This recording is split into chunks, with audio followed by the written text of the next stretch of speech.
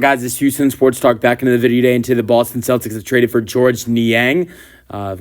Solid trade for the Celtics, getting rid of Kristaps Porzingis, who missed half the season this year, only playing in 42 games, averaged 19.5 points per game when he was healthy.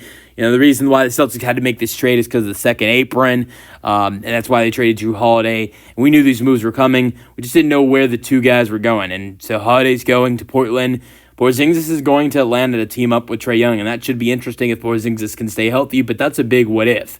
But here, what is the Boston Celtics' identity? That is three-point shooting, and they definitely added a great three-point shooter in this trade, which is why I like this addition for Boston.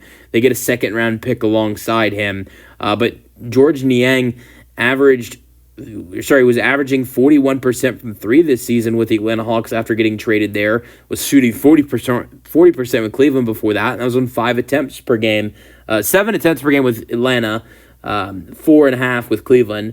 He's a career three-point shooter of almost 40%. He's 0.1% away from being a 40% career three-point shooter at 39.9% in his career. So, an average 12 points per game with Atlanta this year and 3 rebounds after getting traded there. So, I think this is a solid fit for Boston. They, like I've said, their identity is three-point shooting.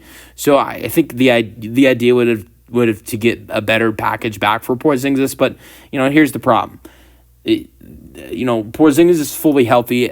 Doing what he did this year is probably worth a lot. But with the money he's making and knowing he missed 40 games this year, and he missed 25 games the year before that and missed key time during the playoffs this year, I think that takes his worth down a lot.